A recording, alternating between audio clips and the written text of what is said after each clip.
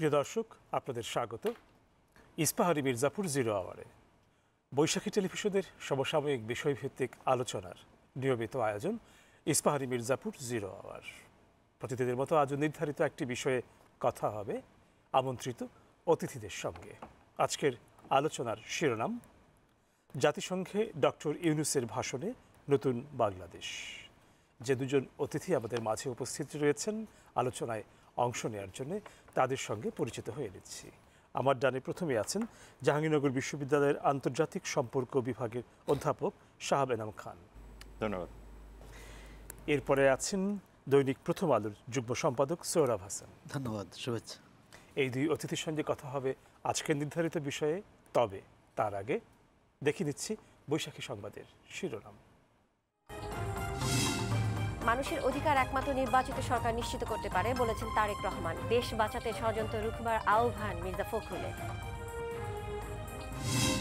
আওয়ামী লীগের সরকার গত 15 বছর মানবাধিকার লঙ্ঘন করেছে, অভিযোগ রাজনীতিবিদ ও মানবাধিকার কর্মীদের দ্রুত বিচার চান।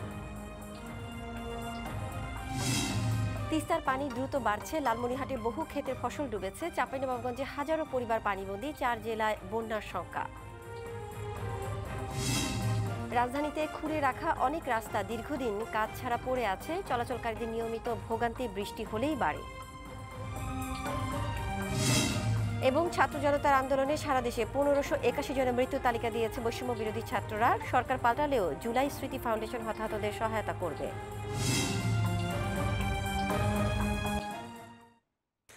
প্রিয় দর্শক, দেখছিলাম বৈশাখী সংবাদের শিরোনাম। যাচ্ছি আলোচনায় আজকের দুই অতিথির সঙ্গে। আজ আমাদের আলোচনা হবে অন্তর্বর্তীকালীন সরকারের প্রধান উপদেষ্টা ডক্টর মোহাম্মদ ইউনূসের জাতিসংঘের দেয়া ভাষণকে ঘিরে। ৭৯তম অধিবেশন ছিল সাধারণ পরিষদের, এবং সেখানে তিনি তার ভাষণে বেশ কিছু বিষয়ে, যেমন নতুন বাংলাদেশ, নতুন বাংলাদেশের ধারণা কী হতে যাচ্ছে এখানে, এবং সেক্ষেত্রে বিদেশি রাষ্ট্রগুলোর বন্ধু দেশগুলোর কাছ থেকে প্রয়োজনীয় সহযোগিতা চাওয়া, সমর্থন চাওয়া, এই বিষয়গুলি ছিল ওনার ভাষণে। এবং বৈশ্বিক কিছু প্রেক্ষাপটও সেখানে আলোচিত হয়েছে, রোহিঙ্গা ইস্যু, প্যালেস্টাইন ইস্যু, সেগুলো আলোচনায় উঠে এসেছে। তো আমরা এর উপরেই কথা বলবো। প্রথমেই যাচ্ছি অধ্যাপক শাহাব এনাম খান, আপনার কাছে যদি এক নজরে যদি একটু বলতেন যে এই ভাষণ সম্পর্কে আপনার পর্যবেক্ষণ, সেখান থেকেই শুরু হোক আলোচনা। ধন্যবাদ। আমি মনে করি ডক্টর মোহাম্মদ ইউনূসের জাতিসংঘে ভাষণ এবং সেই সাথে এই ভাষণের সাথে যেসব বৈঠকগুলি হয়েছে, মার্কিন প্রেসিডেন্ট জো বাইডেন থেকে শুরু করে ইউরোপিয়ান ইউনিয়ন বা অন্যান্য দেশের যে মিটিংগুলি হয়েছে, এগুলি খুবই গুরুত্বপূর্ণ। এই কারণে গুরুত্বপূর্ণ যে প্রথম কথা, এখানে একটা বৈশ্বিক রেকগনিশন এসছে যে ইন্টারিম গভর্নমেন্ট কিভাবে আসলো, এবং এই যে অভ্যুত্থানের মাধ্যমে এসছে, এই অভ্যুত্থানটার একটা রেকগনিশন, গ্লোবাল রেকগনিশন এসছে। আমার মনে হয় এটা খুবই গুরুত্বপূর্ণ, কারণ আমাদের ইতিহাস আমরা যখন লিখব তখন এই বিষয়গুলি, এই রেকগনিশনগুলি গুরুত্ব পাবে। এটা হলো একটা দিক। দ্বিতীয় দিক যেটা, যে একটা ইউনিক গভর্নমেন্ট এমন একটা টাইমে এসছে যখন গণতান্ত্রিক প্রতিষ্ঠানগুলি মোটামুটি আপনি ধরে নিতে পারেন যে চরমভাবে বিপর্যস্ত। সেই সাথে আর্থিক সংস্কার বা অর্থনৈতিক খাতের সংস্কার, এটা এতটাই ডিপ রুটেড হয়ে গেছে যে এটা কোথা থেকে শুরু হবে কোথায় শেষ হবে এই খেইটা পাওয়া যাচ্ছে না। তার মানে এমন একটা অবস্থায় তিনি গেছেন যেখানে বাংলাদেশের ইকোনমিক ইন্ডিকেটরগুলি নিশ্চিতভাবে ভালো, কিন্তু সেইটার সাস্টেইনেবিলিটি এবং সেইটার যেটাকে আমরা বলি হরাইজন্টাল ডিস্ট্রিবিউশন, সেটা ছিল না। সুতরাং সেই ধরনের অর্থনৈতিক অবস্থা থেকে বাংলাদেশকে সামনে এগিয়ে নিয়ে যাওয়ার জন্য যেই ধরনের সাপোর্ট দরকার, সেটা অর্থনৈতিক হতে পারে, টেকনিক্যাল হতে পারে, সেটা মোরাল হতে পারে, সেটা মাল্টিল্যাটারাল হতে পারে, সব ধরনের সাপোর্টের একটা পথ পাওয়া গেছে। সুতরাং সেইখানে একটা কনসলিডেটেড এফোর্টের জায়গা দেখা যাচ্ছে। মোটামুটি $700 কোটি উপরে বাংলাদেশকে সহায়তা দেওয়ার কথা বলা হয়েছে। সেই সাথে কিন্তু টেকনিক্যাল সাপোর্ট, যেটা আমাদের খুব দরকার, লিগ্যাল সাপোর্টটা দরকার। এবং উনি এমন একটা টাইমে গেছেন যখন বাংলাদেশ ওই convention on protection of all the persons from enforced disappearance, এটা সই করা হয়েছে এই কনভেনশনটা। ফলে এই জায়গাতে যে আমাদের একটা ইন্টারন্যাশনাল লিগ্যাল অব্লিগেশন তৈরি হয়েছে যে এনফোর্স ডিসঅ্যাপিয়ারেন্স বলেন বা সেই সাথে আপনি যে ক্রাইমস এগেইনস্ট হিউম্যানিটি যে ধরনের ঘটনাগুলি ঘটেছে, কারণ রাষ্ট্র কখনোই তার ব্যক্তির উপরে গুলি চালাতে পারে না। লাইভ বুলেট আপনি তখনই ফায়ার করেন যখন আপনার civil war sort of situation থাকে বা আপনাকে চরম ইমার্জেন্সি মোমেন্টে। বাংলাদেশে এরকম ঘটনা ঘটার কোনো অবস্থাই ছিল না। আপনি গুলিগুলি করেছেন এবং সেই সাথে আইনের ব্যত্যয় ঘটিয়েছেন, সেই সাথে ক্রাইম এগেইনস্ট হিউম্যানিটিগুলি করেছেন। সুতরাং সেই বিষয়গুলি কিন্তু এখন চলে এসছে, যে কারণে উনি যখন করিম খানের সাথে দেখা করেছেন আইসিসির ব্যাপারে, ইন্টারন্যাশনাল ক্রিমিনাল কোর্ট, সেটাও কিন্তু চলে আসছে। সুতরাং বাংলাদেশের অর্থনীতির সাথে বাংলাদেশের যে ডেমোক্রেটিক জাস্টিস সিস্টেম পুনঃপ্রতিষ্ঠা করা এবং যারা আইনের ব্যত্যয় করেছেন তাদেরকে ডোমেস্টিক আইন বা ইন্টারন্যাশনাল আইনের মাধ্যমে একটা জুডিশিয়াল প্রসেসের মধ্যে আনা, সেই বিষয়টা এসছে। সুতরাং এটা আমার মনে হয় দ্বিতীয় গুরুত্বপূর্ণ বিষয়। তৃতীয় গুরুত্বপূর্ণ বিষয় সেটা হলো যে ইউথ লেড ডেভেলপমেন্টের কথা বলা হচ্ছে, যে ডক্টর ইউনূসের একটা 3-0 পলিসি আছে, যে পভার্টি রিডাকশন থেকে শুরু করে আনএমপ্লয়মেন্ট এবং কার্বন নিঃসরণের ক্ষেত্রে সেই প্রত্যেকটা জায়গাতে যেরকম ইন্টারন্যাশনাল কমিউনিটির একটা সাপোর্ট পাওয়া গেছে, সেই সাথে কিন্তু আরেকটা বিষয় এসছে, সেটা হলো যে এই সাপোর্টগুলি ম্যাটেরিয়ালাইজ করার জন্য যে সক্ষমতা, সেই সক্ষমতার বিষয়টাও কিন্তু এখন পর্যালোচনায় চলে আসবে।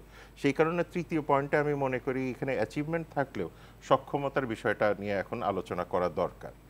আর এছাড়াও যে বিষয়টা এসছে সেটা হলো বাংলাদেশের জাতীয় নিরাপত্তার সাথে সরাসরিভাবে জড়িত যে বিষয়টা, সেটা হলো যে আপনার রোহিঙ্গা ইস্যুটা। এইখানে আমার মনে হয় যে একটা বৈঠকে ডক্টর ইউনূস যথারীতি বাংলাদেশের যে পলিসি সেটা কন্টিনিউ করেছেন, অর্থাৎ এখানে বলেছেন যেটা যে রিপ্যাট্রিয়েশন ইজ এ মাস্ট এবং রিপ্যাট্রিয়েশনের কোনো সলিউশন নাই। তবে আরেকটা বিষয় যেটা প্রথাগত এবং অপ্রথাগত ঝুঁকি তৈরি হওয়ার জায়গাগুলিও আরেকটা জায়গা যে জায়গাটায় উনি খুব গুরুত্ব দিয়েছেন বলে আমি মনে করি, সেটা হলো যে মায়ানমারের স্টেবিলাইজেশন বা পক্ষান্তরে যদি বলেন রাখাইনের স্টেবিলাইজেশন। যে পর্যন্ত আপনি স্টেবিলাইজ না করবেন এবং সেই পর্যন্ত কিন্তু কোনো রিপ্যাট্রিয়েশনের আসলে সেফ ডিগনিফাইড রিপ্যাট্রিয়েশনের জায়গা নাই। সুতরাং আমরা যতই বলি না কেন, কারণ আপনি তখনই একজন রোহিঙ্গা ফেরত যেতে যাবে যখন তার সেফ ডিগনিফাইড রিপ্যাট্রিয়েশনের জায়গাটা তৈরি হবে। আর যখন তৈরি করবে না বিশ্ব সম্প্রদায়, আপনি যেটা বললেন প্রথাগত নিরাপত্তা ঝুঁকি তৈরি হবে। কারণ আপনার ডেস্টিনেশন মানে আপনার যদি ফেইট বা আপনার ভবিষ্যৎ যদি সবসময় ঝুলতে থাকে, তাহলে আপনি কতটা পর্যন্ত সেটাকে ধরে রাখবেন। সুতরাং সেই জায়গাতে উনি এই প্রস্তাবনাগুলি তুলে ধরেছেন। দুটো বিষয় এই সাথে চলে আসে আন্তর্জাতিক সম্পর্কের মধ্যে। একটা হলো যে রাশিয়া এবং ইউক্রেনের ক্ষেত্রে তিনি কোনো পক্ষ নেননি, বরং তিনি এই আলোচনার মাধ্যমে এগিয়ে যেতে চান। মানে যেটা আমার মনে হয় যে বাংলাদেশের ফরেন পলিসির একটা কর্নারস্টোন মাল্টিল্যাটারালিজম অ্যান্ড ডায়ালগ, সেই জায়গাটাতে উনি ফার্ম ছিলেন। প্যালেস্টাইনের ক্ষেত্রেও ইসরায়েলকে যেরকম কন্ডেমনেশন দেওয়া হয়নি, কিন্তু দ্বি রাষ্ট্র কেন্দ্রিক যে সলিউশন এবং তাদের মধ্যে যে সলিউশন হওয়াটা বাঞ্ছনীয় এবং সেই ক্ষেত্রে আন্তর্জাতিক সম্প্রদায়ের যে ভূমিকাগুলি আছে সেগুলিকে তিনি রিটারিয়েট করেছেন। সুতরাং সেই দিক থেকেও মনে হয় যে উনি একটা ব্যালেন্স করতে পেরেছেন। মুশকিলটা থাকছে যে এতগুলি প্রসেসের মধ্যে যে রাজনৈতিক সদিচ্ছার, বাংলাদেশের রাজনৈতিক সদিচ্ছা তৈরি করার জন্য যেই ধরনের ইন্টারন্যাশনাল কমিউনিকেশনটা দরকার সেটা নিশ্চয়ই উনি করেছেন, কিন্তু মুশকিলটা হচ্ছে যে এখানে রাজনৈতিক দলগুলি কি এই বিষয়গুলিকে, অনেকগুলি বিষয় এসছে তো, এই বিষয়গুলিকে ইমপ্লিমেন্ট করার মতো সক্ষমতা রাখে কিনা, কিংবা ইন্টারিম গভর্নমেন্টের যারা সদস্য আছেন তারা সকলেই রাখেন কিনা। আমার মনে হয় এটাই সামনের দিকে একটা বড় চ্যালেঞ্জ হিসেবে দাঁড়াবে। এই প্রসঙ্গটা নিয়ে আপনার সঙ্গে কথা হবে। এখন যাচ্ছি সোহেব হাসান আপনার কাছে, একই বিষয় একটু শুনবো আপনার পর্যবেক্ষণ। ধন্যবাদ আপনাকে এবং অধ্যাপক সাহাব এনামকে শুভেচ্ছা। ডক্টর মোহাম্মদ ইউনূস জাতিসংঘের ভাষণ দিয়েছেন। এই অধিবেশন কী বলে, প্রতি বছরই সাধারণ পরিষদের এই অধিবেশন হয়ে থাকে এবং সেপ্টেম্বরের শেষ মঙ্গলবার শুরু হয়। তবে তার ভাষণের অন্যান্য বার যে বাংলাদেশের পক্ষ থেকে যে উপস্থাপনা, তার থেকে একটু ব্যতিক্রম আছে, একটা আবেগ আছে, প্রত্যাশার কথা আছে, প্রত্যয়ের কথা আছে, দিক নির্দেশনাও আছে। একই সঙ্গে তরুণদের যে উজ্জীবন, সেই কথাগুলো আছে। এখন বাংলা মানে কিন্তু বর্তমান বিশ্ব পরিসরটা তো খুবই জটিল এবং খুব কঠিন অবস্থার মধ্য দিয়ে যাচ্ছে। সেক্ষেত্রে এই প্রত্যাশার পূরণ করা বা প্রত্যয়কে সফলতার দিকে নিয়ে যাওয়ার অনেকগুলো পূর্ব শর্ত আছে। সেই শর্তগুলো যদি আমরা পূরণ করতে পারি তাহলে হয়তো এখানে যাবে। একটা হচ্ছে বৈশ্বিক যে প্রেক্ষাপট, বৈশ্বিক প্রেক্ষাপটে যে মোহাম্মদ ইউনূস গাজার কথা বলছেন, রোহিঙ্গার কথা বলছেন এবং ইউক্রেনের, এই তিনটেই কিন্তু আমাদের হাতে নেই। এখন আমাদের হাতে নিয়ে আসার জন্য যে সহযোগিতা দরকার, যে সমর্থন দরকার, সেটি আমরা পাবো কিনা। বিশেষ করে রোহিঙ্গা, যেটা আমাদের উপর চেপে বসে আছে 7-8 বছর ধরে, 10 লাখেরও বেশি।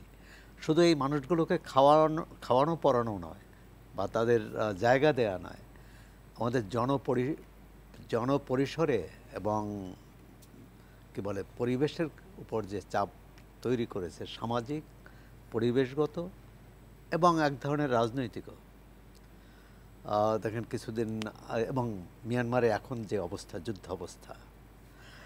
সুতরাং সেক্ষেত্রে এবং বৈশ্বিক অবস্থাটা হচ্ছে পরস্পর বিপরীত। যুক্তরাষ্ট্রের জন্য যেটি অনুকূল, চীনের জন্য সেটি প্রতিকূল। চীনের জন্য যেটি অনুকূল, যুক্তরাষ্ট্রের জন্য প্রতিকূল। এখন এই বৃহৎ শক্তিদের এক মঞ্চে আনা বা এক জায়গায়, ইউনূস সাহেব একটি সম্মেলনের কথা বলেছেন। এখন আমরা যদি চীন, রাশিয়া, ভারত, যুক্তরাষ্ট্র, ইউরোপীয় ইউনিয়ন রোহিঙ্গা নিয়ে এরকম একটি সম্মেলন করতে পারি জাতিসংঘের ফোল্ডারের ভিতরে অথবা বাইরে, সেটা একটি মানে অন্তত মিয়ানমারের উপর চাপ তৈরি করবে, কিন্তু সেটা পারা যাবে কিনা।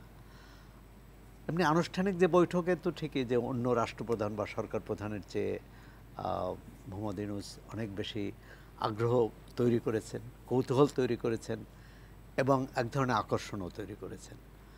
তবে ভূ রাজনীতি এবং কূটনীতি তো খুব কঠিন বিষয়। আমরা পর্দার সামনে যেটি দেখি, অন্তরালে অন্য কিছু থাকে। সুতরাং আমরা কিভাবে এগোবো।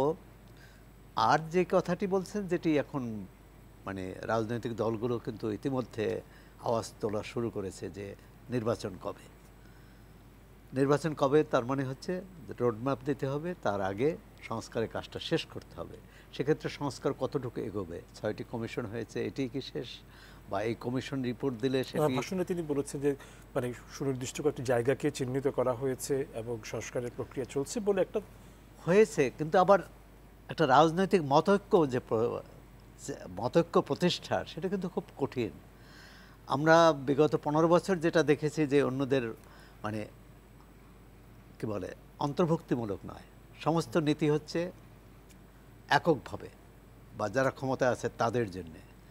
এখন এর অন্তর্বর্তী সরকার বা পরবর্তী যে নির্বাচিত যে সরকার, মানে নির্বাচন, প্রথম হচ্ছে নির্বাচনটি কীভাবে হবে, সংস্কারটা কত দূর যাবে, সংস্কারের পরিসীমা কত।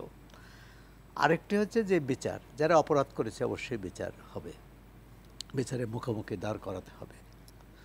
তবে বিচার নিয়ে যাতে কোনো প্রশ্ন না হয়, স্বচ্ছ থাকতে হবে এবং এক ধরনের বিশ্বাসযোগ্যতা তৈরি করতে হবে। তো সেটি ধরেন সরকার প্রধানের সদিচ্ছার উপরে কিন্তু পুরোটা নির্ভর করে না। পুরো প্রক্রিয়াটি, কাঠামোটি কীভাবে তৈরি হয় আমরা এখনও জানি না। যে হয়তো আন্তর্জাতিক অপরাধ যে ট্রাইব্যুনালের কথা জানি, কিন্তু বিচারকরা এখনও পদায়িত হননি। একটি শুধু ডিফেন্সের যে আইনজীবীদের তালিকা দেখলাম। এখন আন্তর্জাতিক কিছু সাহায্য সহযোগিতা তো আমরা পেয়েছি, কিন্তু সেটা কিন্তু না, মানে কি বলে মঞ্জুরি না, ঋণ, বিশ্বব্যাংক বা এডিবি বা অন্য সংস্থা, IMF, হ্যাঁ, তো ঋণ এমনি তো আমরা ঋণ ভারে জর্জরিত, এর উপর কিন্তু আরও ঋণ চেপেছে। আমরা বলতে পারি যে হ্যাঁ, এই ঋণটা ভালো কাজে লাগবে, ভালো কাজে লাগার সেটা সুফল কিন্তু কতদিনে পাবো বা কতদিনে।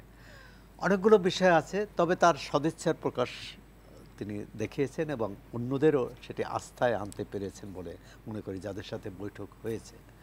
এখন এর আন্তর্জাতিক পরিমণ্ডলে যেটি হচ্ছে যে বাংলাদেশের উপর, হ্যাঁ, ইউক্রেন যুদ্ধ আমাদের উপর প্রথম যতটা প্রভাব সৃষ্টি করেছিল, জ্বালানির দাম ইত্যাদি, এখন হয়তো ওই পর্যায়ে নেই। কিন্তু যে কোনো আরেকটি যে বিষয়টি খুব আলোচনা হয়নি, ভারতের সাথে আমাদের সম্পর্ক। প্রতিবেশীকে কিন্তু আমরা বাদ দিতে পারবো না, বা প্রতিবেশীও আমাদের বাদ দিতে পারবে না ভারতের সাথে। তবে অন্তর্বর্তী সরকারের দৃষ্টিভঙ্গি আমি মনে করি খুবই ইতিবাচকই, কারণ প্রথম অনেকেই সরকারের ভেতরে বাইরে যেসব কথাবার্তা বলেছিলেন, একটু কিছুটা কি বলে গরম কথাই বলেছিলেন, কিন্তু পরবর্তীকালে নীতির ক্ষেত্রে আমরা দেখলাম যে না, অতটা গরম না, বরং নরম, এবং ভারতের আস্থা অর্জনেরও একটা চেষ্টা আছে, যার উদাহরণ হলো ইলিশ কূটনীতি। হ্যাঁ, এটা ভালো প্রতিপক্ষের পক্ষ থেকেও। তাও যদি খুব ভালো হতো, মানে বাংলাদেশের পক্ষ থেকে যদি সেখানে ডক্টর মোহাম্মদ ইউনূস এবং ভারতের প্রধানমন্ত্রীর সাথে একটা বৈঠক হতো, সেটি হয়নি। তবে পররাষ্ট্রমন্ত্রীর পর্যায়ে কিন্তু বৈঠক হয়েছে এবং সেখানে পররাষ্ট্রমন্ত্রী, ভারতের পররাষ্ট্রমন্ত্রী যে বক্তব্যটি দিয়েছেন সেটি আগের অবস্থানের চাইতে অনেকটা নরমই বলে মনে হয়েছে। এটি হচ্ছে যে আমরা এগিয়ে যেতে চাই। ৭ জানুয়ারির নির্বাচনের ব্যাপারে যুক্তরাষ্ট্র প্রচণ্ড অনীহা ছিল, সমালোচনা ছিল, অনাগ্রহ তো না, বিরোধিতাই ছিল। নির্বাচনের পর তারা যে পররাষ্ট্র মন্ত্রণালয় থেকে যে বিবৃতি, সেই বিবৃতিতে তো যে এই সরকারের সাথে কাজ করে যাব। সুতরাং এই প্রকাশ্য বিবৃতি আর তার মূল নীতি, এটি মানে একটা কূটনীতিকরা, এখানে একজন কূটনীতি বিশেষজ্ঞ আছেন, বলতে পারবেন যে সুতরাং আসলে বাস্তবতাটা প্রতিটি ঘটনার তার অনুপুঙ্খ বিশ্লেষণ করতে হবে এবং ওর বিশ্লেষণের ভিত্তিতে পদক্ষেপ নিতে হবে। আর বিশ্লেষণটা আমরা একরকম করব, আমার প্রতিপক্ষ কীভাবে করে।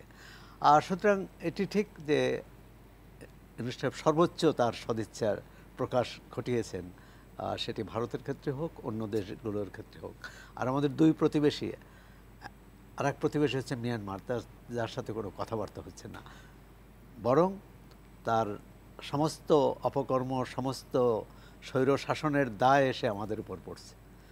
এটি কিভাবে করতে পারবে যুক্তরাষ্ট্র সহ বা চীন বা অন্য যে কোনো, তারা আমাদের যদি সত্যিই সহযোগিতা করতে চায়, বাংলাদেশকে ভবিষ্যতের দিকে এগিয়ে নিতে চায় এবং একটি নতুন বাংলাদেশ দেখতে চায় তারা, তাহলে কিন্তু তাদের এই রোহিঙ্গার সমস্যার সমাধানে তাদেরকে একটা কার্যকর ভূমিকা নিতে হবে এবং সেটি ভূ রাজনীতির হিসাব নিকেশকে বাইরে রেখে।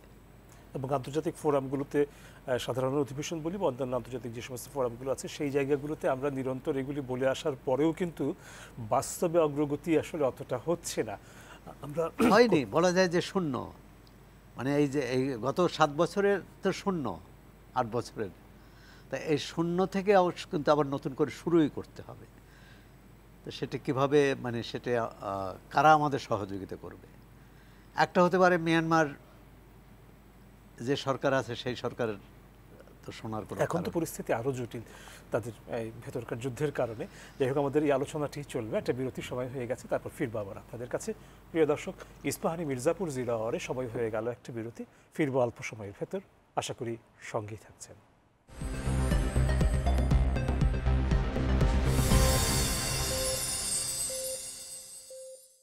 প্রিয় দর্শক, আপনাদের আবারও স্বাগত ইস্পাহানি মির্জাপুর জিরো আওয়ারে। ধন্যবাদ বিরতির সময়টুকু আমাদের সঙ্গে থাকার জন্য। ফিরছি আবারও আলোচনায়। অধ্যাপক শাহ আলম খান, আপনার কাছে এবার আসছি। এর আগে যখন কথা হচ্ছিল, তখন প্রধান উপদেষ্টার ভাষণের যে ভিশনগুলো ছিল, সেখানে আপনি একটা বিষয় নিয়ে আপনি বলছিলেন যে এগুলোর বাস্তবায়নের জন্য যে সক্ষমতার যে জায়গাটি, সেই জায়গাটি একটু চিন্তার দাবি করে। শুনতে চাই একটু বিস্তারিত আপনার কাছে। দেখেন, অন্তর্বর্তীকালীন সরকার কিন্তু পার্মানেন্ট সরকার না। মানে এখনো পর্যন্ত আমাদের যা আছে সব কিছু মিলে এখনো পর্যন্ত এটা পার্মানেন্ট সরকার না, কিন্তু এটা একটা ট্রানজিশন বলতে পারেন বা টেম্পোরারি বলতে পারেন বা অ্যাডহক অ্যারেঞ্জমেন্ট বলতে পারেন, যেদিক থেকে যেভাবেই ব্যাখ্যা করেন না কেন। অর্থাৎ একটা না একটা পর্যায়ে গিয়ে ইলেকশনের বিষয়টা চলে আসবে। তার মানে আপনাকে গণতান্ত্রিক প্রতিষ্ঠানগুলিকে যত তাড়াতাড়ি সম্ভব সুসংহত করাটা জরুরি, অর্থনৈতিক জায়গাগুলি সুসংহত করাটা জরুরি, কারণ এবং সবচেয়ে বড় বিষয় হলো জুডিশিয়ারিকে মানে স্ট্রেংথেন করাটা জরুরি।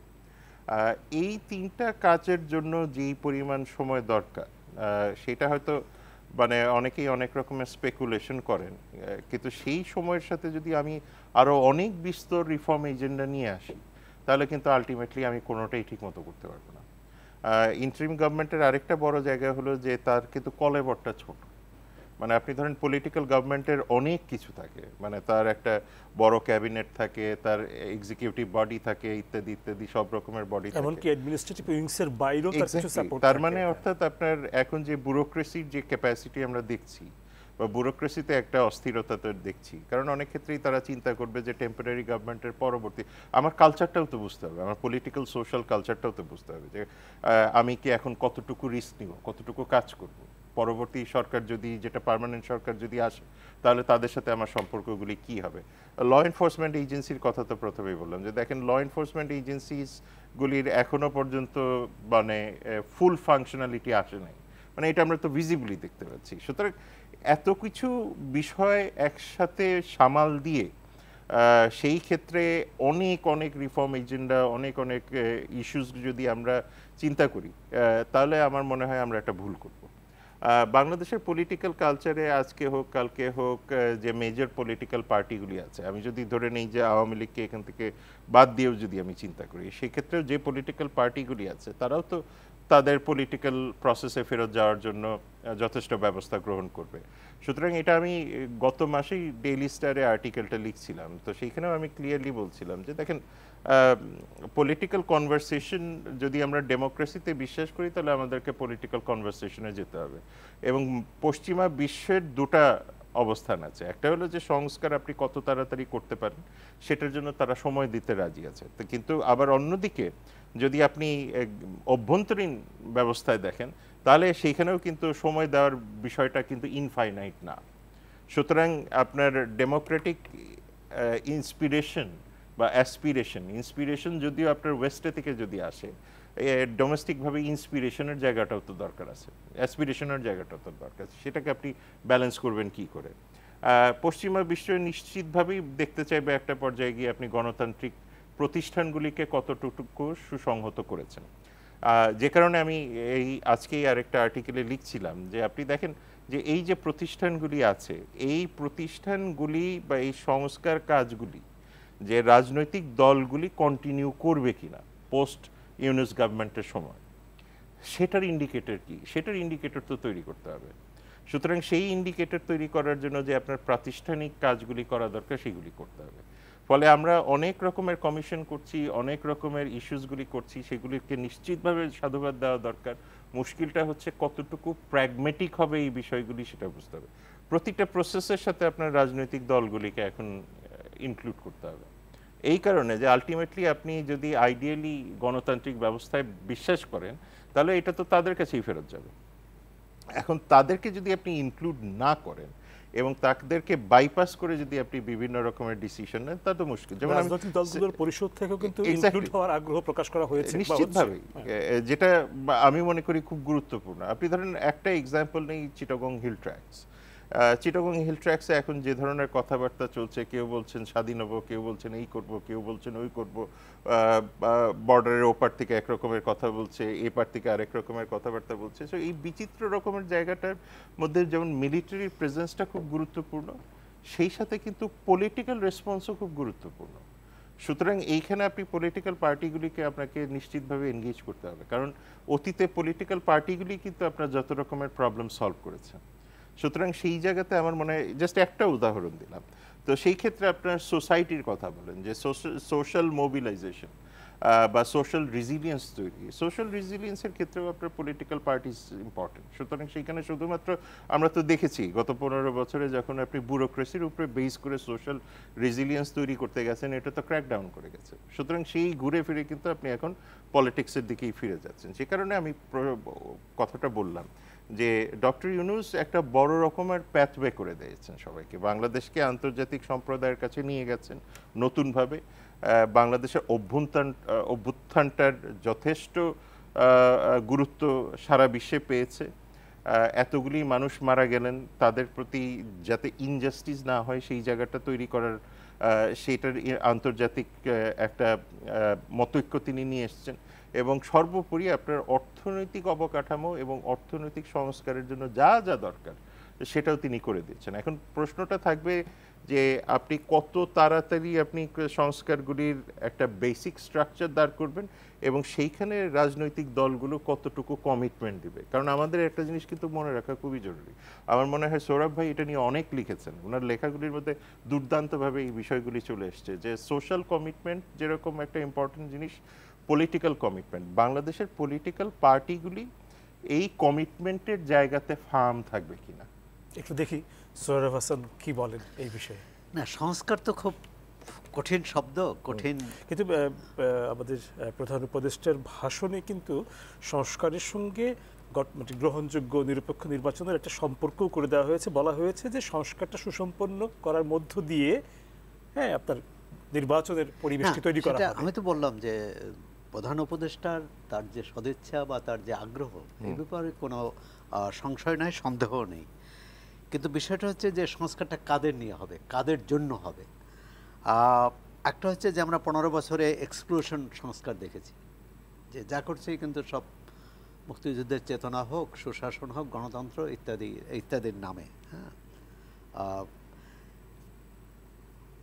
নতুন সরকার আসার পর বিদেশি কূটনীতিকদের সাথে যে প্রথম বৈঠক হয় সম্ভবত পররাষ্ট্র উপদেষ্টার সঙ্গে, সে বৈঠকে কিন্তু তারা বলেছেন যে নো এক্সক্লুশন, যে কাউকে বাদ দিয়ে নয়।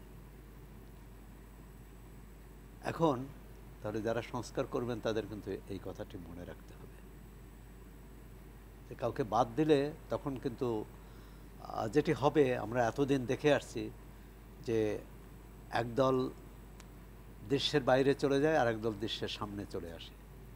আমি যশোরে গিয়েছিলাম আজকে প্রথম আলোর একটি এনজিপিএ প্রথম আলোর একটি প্রোগ্রামে, অনুষ্ঠানে। সেখানে স্থানীয় লোকজনদের সাথে যারা আলাপ হলো, সাংবাদিক, ব্যবসায়ী, অন্যদের, তাদের বলল যে বাস্তবে তো পরিবর্তন নেই, পরিবর্তন হয়েছে ব্যক্তির। আগে যারা চাঁদা নিতেন তারা নেই এখন, কিন্তু চাঁদাবাজি তো আছে। আগে যারা জিনিসপত্রের দাম বাড়াতেন, আমরা সিন্ডিকেট বলি, সেই সিন্ডিকেট তো থাকার কথা না, কিন্তু দাম তো কমেনি। সুতরাং প্রশাসন, প্রশাসন মোটামুটি যদি বলেন, কিন্তু পুলিশ বেশ নিষ্ক্রিয়। পুলিশের কাছে গেলে বলে ভাই আমরা কি করব, অন্তত আমাদের বাঁচিয়ে আপনারা যদি সাংবাদিকদের বলেছে যে আমাদের বাঁচিয়ে দেখুন। আর সুতরাং সংস্কারটা কিন্তু বেশ কঠিন। আর যদি আমরা আরও কিছু বিষয় বলি, সম্প্রতি ঢাকা বিশ্ববিদ্যালয়ে ফজলুল হক হলে যে ঘটনাটি ঘটল, জাহাঙ্গীরনগরে, রাজশাহী বিশ্ববিদ্যালয়ে, বা আরও বেশ কিছু চট্টগ্রামে, সেটা তো একেবারেই রাজনৈতিকও না। জাহাঙ্গীরনগর না হয় রাজনৈতিক, বা রাজশাহী বিশ্ববিদ্যালয়, মানুষের ভিতর এই যে জন উন্মত্ততা, মানে এক ধরনের আইন না মানা।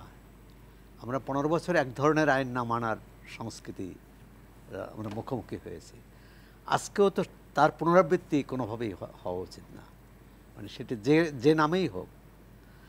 মানে আইনের শাসন, আমি মনে করি যে সরকারের এক্ষেত্রে বেশ দুর্বলতা আছে। এখন সেটা কিভাবে করবে, কাদের নিয়ে করবে, ইতিমধ্যে তো যৌথ অভিযানও সক্রিয় না খুব। সুতরাং এক ধরনের সংস্কার কাজটা কিন্তু খুব জটিল। হ্যাঁ, রাজনৈতিক দলগুলো সমর্থন করবে, যারা অন্তত এখন প্রকাশ্যে আসছে। আমি তো দেখলাম বিএনপি, জামাত ইসলাম দুই পক্ষই বলছে যে সংস্কার হোক, নির্বাচন হোক, তারা একটা চাপে রাখতে চাচ্ছে। তো এটা আলোচনা যত মানে অন্তর্বর্তী সরকারের সাথে রাজনৈতিক দলগুলো আলোচনা যত আগাবে এবং আগাবে কী নিয়ে একটা ভিত্তির উপর, সেটাও কিন্তু প্রধান উপদেষ্টা বলেছেন যে রিপোর্ট দেওয়ার পরে একটা রূপরেখা পাওয়ার পরে আমরা রাজনৈতিক দলগুলোর সাথে আলোচনা করব। কিন্তু এই দখলবাজিটা বন্ধ হওয়া উচিত। আইনের শাসন সেটা খুব জরুরি, অর্থাৎ মানুষ নিরাপত্তাহীনতায় না ভোগে। আগে ভয়ে ছিল, এখন নিরাপত্তাহীনতা। আরেকটি যে সামাজিক, এটি কিন্তু এবং সমস্যাটি কিন্তু গত 15 বছরের নয়, সমস্যাটি 53 বছরের। আমরা যদি স্বাধীনতার পূর্বকালের কথা বাদও দেই, 53 বছর ধরেই কিন্তু আমাদের কি বলে সুশাসনের ঘাটতি, ন্যায়নীতির ঘাটতি, আমরা যা বলেছি তা করিনি অনেক ক্ষেত্রেই। সংবিধানে এত চমৎকার কথা আছে, সেটা কোথায় বাস্তবায়িত হয়েছে? সংবিধান তো আছে যে বাংলাদেশ রাষ্ট্রের মালিক হচ্ছে জনগণ। তা এখন আমরা যদি সত্যিকারভাবে জনগণকে মালিক করতে চাই, এখানে আরেকটি বিষয় আছে। এই যে জনগণকে মালিক করতে চাই, তার 1/4 বা 1/5 তো তার ন্যূনতম অধিকার নাই। মানে মৌলিক অধিকার যে থাকার, যে মৌলিক যে অন্ন বস্ত্র বাসস্থান শিক্ষা স্বাস্থ্য, মানে তার কাছে রাষ্ট্রের কোনো মূল্য নেই। তার কাছে রাষ্ট্রের মূল্য হচ্ছে প্রতিদিন যে আয় করে সেই আয় দিয়ে, তার উপার্জন দিয়ে যদি ভাত কাপড়ের ব্যবস্থা করতে পারে, এটি হচ্ছে তার রাষ্ট্রের মূল্য। সুতরাং আমাদের যদি সত্যি সংস্কার চাই, তাহলে কিন্তু ওখানে হাত দিতে হবে। কিন্তু সেক্ষেত্রে তো অনেক বড় পরিসরের একটা কাজ। কিন্তু আজকে এবং এই আন্দোলনে কিন্তু গরিব মানুষ, খেটে খাওয়া মানুষ, হকার, রিক্সা চালক বা অটো চালক, তারা বেশি জীবন দিয়েছে। কারণ তারা মানে একটা হতে পারে যে সংস্কারের প্রক্রিয়াটা শুরু হলো এবং সেটা চলতে হতে পারে, তাহলে কিন্তু এ ব্যাপারে কিন্তু কোনো একটা আছে অর্থনৈতিক সংস্কার, সেটা হচ্ছে চুরি বন্ধ করা, অর্থ পাচার, যে অর্থ পাচার হয়ে গেছে সেগুলো ফেরত আনার চেষ্টা করা, চুরিটা বন্ধ করা ব্যাংকিং ব্যবস্থায় বা ব্যাংকিংয়ের বাইরের ব্যবস্থায়, চোর ডাকাতদের ধরা এবং চুরি বন্ধ করা, এটা খুবই গুরুত্বপূর্ণ। কিন্তু এটা ধরার পর এর সুফলটা সাধারণ মানুষ পাবে কিনা, পাচ্ছে কিনা? আমরা তো আমাদের অর্থনৈতিক নীতিই হচ্ছে ধনীদের আরও ধনী করা, গরিবদের আরও গরিবরা যাতে উপরে না উঠতে পারে। অনুষ্ঠান কিন্তু আরেকটি বৈশ্বিক পরিসরে যে কথাটি বলছেন যে অন্যায্য অর্থনীতি, অন্যায্য অর্থনীতিকে এটা বৈশ্বিক প্রেক্ষাপটে যেমন অন্যায্য অর্থনীতি আছে, অন্যায্য সমাজ বা অর্থনৈতিক ব্যবস্থা, আমাদের দেশীয় পরিসরেও তো তাই। প্রথম যদি সংস্কার করতে হয়, তাহলে ন্যায্য অর্থনৈতিক ব্যবস্থাটা নিশ্চিত করতে হবে। অন্তত শুরুটা তো করতে হবে। না হলে কিন্তু না হলে হবে কি বলে রূপান্তর হবে, মানে বা ওই নাটকের যে দৃশ্য সংস্কার নয়, সেটা রূপান্তর হয়ে যাবে, দৃশ্য বদল হবে। রূপান্তর তো একটু বেশ ভদ্র ভাষা, মানে সংস্কারের মতোই দৃশ্য বদল। সঙ্গে আলোচনায় একটু বিরতির পর ফিরছি। প্রিয় দর্শক, ইস্পাহানি মির্জাপুর জিরোয়ারে সময় হলো আরেকটা বিরতির, ফিরবো অল্প সময়ের ভেতর। আশা করি সঙ্গেই থাকছেন।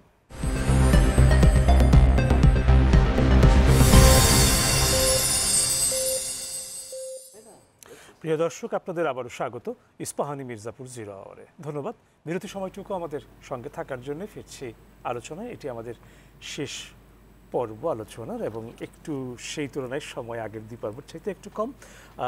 অধ্যাপক শাহাব আলম খান, আপনার কাছে আসছি। ঠিক যেখানে শেষ জায়গায় দাঁড়িয়েছিল আলোচনাটা সোহরাব হাসানের সঙ্গে, যে উনি দেশীয় এবং আন্তর্জাতিক দুই পরিসরেই ন্যায্যতা নিয়ে কথা বলছিলেন ইনক্লুসিভনেস দুই পরিসরই, সেই জায়গাটা থেকে একটু আপনার কাছে শুনতে চাই। না, মানে সৌরভ ভাইয়ের পজিশন ইজ ভেরি ক্লিয়ার, এবং আমার কাছে মনে হয় এটা খুবই যুক্তিযুক্ত পজিশন। দেখেন, আপনি যখনই ইনক্লুসিভের কথা বলবেন, আপনি যদি নিজের মতো করে ইনক্লুসিভ ডিফাইন করেন, তাহলে তো মুশকিল, রাইট? মানে বাংলাদেশে গণতন্ত্র বলতে মানে হলো প্রত্যেকটা মানুষেরই অ্যাসপিরেশন আছে, এবং এই অ্যাসপিরেশনের রিফ্লেকশন হয়। সেই ক্ষেত্রে আমার কাছে মনে হয় যে বাংলাদেশের গণতান্ত্রিক প্রক্রিয়াটা ভবিষ্যতে কি হবে সেটা কিন্তু সাংঘাতিক রকমের জটিল, যে কারণে আমি প্রথম থেকেই সক্ষমতার কথাটা বলে আসছি। আপনি কি মানে খুব ইনক্লুসিভ ইলেকশনের দিকে যাবেন, তাহলে এক রকমের ডিসকাশন। আর আপনি যদি বলেন না না আমার ইনক্লুসিভ না, আমি সিলেক্টিভ ইনক্লুশনের দিকে যাব, তাহলে আরেক রকমের ডিসকাশন। সুতরাং সেই জায়গাতে গিয়ে বাংলাদেশের পলিটিক্যাল পার্টিগুলি বাংলাদেশের গণতন্ত্রকে কিভাবে প্রতিষ্ঠা করবে সেটাও কিন্তু বহির্বিশ্ব দেখবে। সুতরাং সেই জায়গাতে আমার মনে হয় একটা এই যেটা বললাম যে যথেষ্ট আলোচনার শুরু করার সময় এসছে, এবং এই আলোচনা শেষ করতেও অনেক সময় লাগবে যদি শেষ হয়। সুতরাং সেটা হলো একটা জিনিস। দ্বিতীয় আরেকটা বিষয় হলো যে আন্তর্জাতিক সম্প্রদায়ের ক্ষেত্রে যে ঘটনাগুলি ঘটছে, দেখেন আন্তর্জাতিক সম্প্রদায় আপনাকে সময় দিচ্ছে, মানে আপনি যদি একটু হিসাব করে দেখেন 2 মাসও হয়নি ঠিক মতো। সো আপনি যদি এই যে টাইম ফ্রেমটা, মানে 2 মাসের মধ্যেই আমরা অনেক কিছু হয়তো স্পেকুলেশন করে ফেলছি, আমি হয়তো অনেক কিছু চিন্তা করে ফেলছি, জনগণ হয়তো অনেক বেশি এক্সপেকটেশন করে ফেলছে, কেউ হয়তো করছেন না, বিভিন্ন রকমের মতাদর্শ একটা দেশে থাকে, এবং এইটাই তো বিউটি অফ এ স্টেট, তাই না? সুতরাং সেই জায়গাতে গিয়ে আপনার যে বিভিন্ন রকমের মত, একটা বড় প্রবলেম হয় যে আপনি যদি কোনো একটা রকম একটা মতামত দেন তাহলে দেখবেন যে সোশ্যাল মিডিয়ায় আপনার উপরে সবাই হামলা করছে। আবার যদি আপনি একটা মানে পপুলিস্ট স্টেটমেন্ট দেন সেই ক্ষেত্রে, কারণ যে কারণে রিফর্মের ক্ষেত্রে দেং জিয়াওপিং এর একটা কথা আছে, reform is always a painful process, এতটাই পেইনফুল যে this can lead to anything, তাই না? যে কারণে আপনার কালচারাল রেভলিউশন তাদের হিসাবে ওয়াজ এ ভেরি ইম্পর্টেন্ট, কিন্তু এটা দেখেন হিউম্যান কোল্যাটারাল কত হাই ছিল। তাই সুতরাং সেই জন্য আমার কাছে মনে হয়েছে যে এইটা খুব গুরুত্বপূর্ণ হবে যে বাংলাদেশের ভবিষ্যতে যে বাংলাদেশের গণতন্ত্রের গতি প্রকৃতিটা কি হবে। পলিটিক্যাল পার্টিগুলিকে রিফর্ম, যে বিষয়টা বারবার আসছে, যে পলিটিক্যাল পার্টিগুলি কি রিফর্মড হচ্ছে কিনা, যেটা আমার মনে হয় খুব গুরুত্বপূর্ণ প্রশ্ন। কারণ ডক্টর ইউনূস আপনাকে সব ব্যবস্থাই করে দিয়ে যাচ্ছেন, এবং তার যে আন্তর্জাতিক প্রভাব, সেই প্রভাবের আলোকে উনি যেই ধরনের এলিভেশন বাংলাদেশকে করে দিয়ে যাচ্ছেন এবং বহির্বিশ্বের যে একটা আস্থা নিচ্ছেন, সেই ক্ষেত্রে কিন্তু যে ইন্ট্রা পার্টি ডেমোক্রেসি বলে একটা কথা আছে, কিন্তু যেটা আমরা বহুবার বলেছি, সৌরভ ভাই তো বহুবার বলেছেন যে ইন্ট্রা পার্টি ডেমোক্রেসি কোথায়। সো এই ইন্ট্রা পার্টি ডেমোক্রেসিগুলিও কিন্তু আসতে হবে, এবং এক্ষেত্রে রিফর্মের কথাগুলো উঠছে, আলোচনা হচ্ছে। শুধুমাত্র যে এইটা মানে বর্তমানের পলিটিক্যাল পার্টিগুলি না, অতীতের পলিটিক্যাল পার্টিগুলিকেও এখন এইগুলি চিন্তা করতে হবে, তারা যদি ভবিষ্যতে বাংলাদেশের রাজনীতিতে একটা কনস্ট্রাকটিভ ভূমিকা পালন করতে চান। শেষের দিকে চলে এবং এসেছি, সেই সাথে ওই যে বললাম যে লিগ্যাল ইস্যুস, জুডিশিয়ারিকে বাইপাস করে কোনো কিছু করা সম্ভবই না। সুতরাং জুডিশিয়ারিকে আপনি যদি এই সরকার ইন্ডিপেন্ডেন্ট করে দিয়ে যান, এবং সেই সরকারের ইন্ডিপেন্ডেন্সটা পরবর্তী পলিটিক্যাল পার্টিগুলিকে মানতে হবে, সেটার ইন্ডিকেটরগুলি আমার মনে হয় এই জাতিসংঘে গিয়ে বা বহির্বিশ্বে গিয়ে আমরা যতই আলোচনা করি না কেন, আপনার ইনভেস্টমেন্ট আসতে চাইলেও ওরা দেখবে যে জুডিশিয়ারির কী অবস্থা, আপনার সাথে সিকিউরিটি এনগেজমেন্টে আসতে চাইলেও judiciary, migration, everything is related to judiciary. সুতরাং এইগুলি আমাদেরকে এখন চিন্তা ভাবনা করার সময়। ধন্যবাদ আপনাকে। সৌরভ হাসান, আসছে আপনার কাছে অল্প একটু সময় নিয়ে, হয়তো 1 মিনিট বা একটু বেশি। আমরা একসঙ্গে থাকতে চাই কিনা, মানে এবং থাকাটা কি জবরদস্তিমূলক, না সবার সদিচ্ছার, সবার আগ্রহের একটা সম্মিলিত প্রয়াস হবে, সম্মিলিত উদ্যোগ, যদি বলি চেষ্টা। যেমন এখানে বিভিন্ন শ্রেণী পেশার মানুষ আছে, বিভিন্ন জাতি ধর্মের মানুষ আছে। এখন এই যে যেমন পাহাড়িদের সম্পর্কে যেসব সামাজিক যোগাযোগ মাধ্যমে যে প্রচণ্ড বিদ্বেষ এবং এক ধরনের হিংসা বিদ্বেষ এবং ঘৃণা ছড়ানো হচ্ছে সংখ্যালঘুদের ব্যাপারে। তো সুতরাং আমরা যদি মানে সবাইকে নিয়ে চলতে চাই তাহলে কিন্তু এক ধরনের, এমনকি ছাত্র গণ অভ্যুত্থানের অনেক সাফল্য আমরা কী বলে মুক্ত মনে কথা বলতে পারছি, কিন্তু কোথাও কোথাও কিন্তু ব্যত্যয় ঘটছে নারীর প্রতি যে আচরণ, নারীর প্রতি যে দৃষ্টিভঙ্গি এবং পোশাক ইত্যাদি সম্পর্কে। এবং আমরা বুঝতে পারবো না, একটি মেয়ে যখন রাজপথে বের হলে সে বুঝতে পারে যে তার প্রতি কীরকম দৃষ্টি দেওয়া হচ্ছে, বা আগে তাকে যে কথা বলতে সাহস পেত না সেই কথা বলছে। সুতরাং আমাদের যে কোনো সংস্কারে কিন্তু ওই নারীর কথা ভাবতে হবে, আপনার কথা মধ্য দিয়ে শেষ করবো আমরা। ওই সংখ্যালঘুর কথা ভাবতে হবে, ওই পাহাড়ির কথা ভাবতে হবে, প্রান্তিক মানুষের কথা ভাবতে হবে। আর এর আগে আমি যেটা বলছি যে ওই 4 কোটি মানুষের কথা ভাবতে হবে যারা এখনো দারিদ্র্য সীমার নিচে আছে। সেক্ষেত্রে ওটাই হবে সঠিক একটা ইনক্লুসিভ একটা ব্যাপার। এবং আমার মনে হয় যে আমাদের প্রত্যাশাটা থাকবে নিশ্চয়ই ভালো কিছুর জন্য। আজকের মতো আপনাদের কাছ থেকে বিদায় নিচ্ছি। প্রিয় দর্শক, বিদায় নিচ্ছি আপনাদের কাছ থেকেও। আবারও দেখা হবে ইস্পাহানি মির্জাপুর জেলাওয়ারে, কথা হবে অন্য কোনো বিষয়ে। সে পর্যন্ত সবাই ভালো থাকুন, সুস্থ থাকুন, শুভরাত্রি।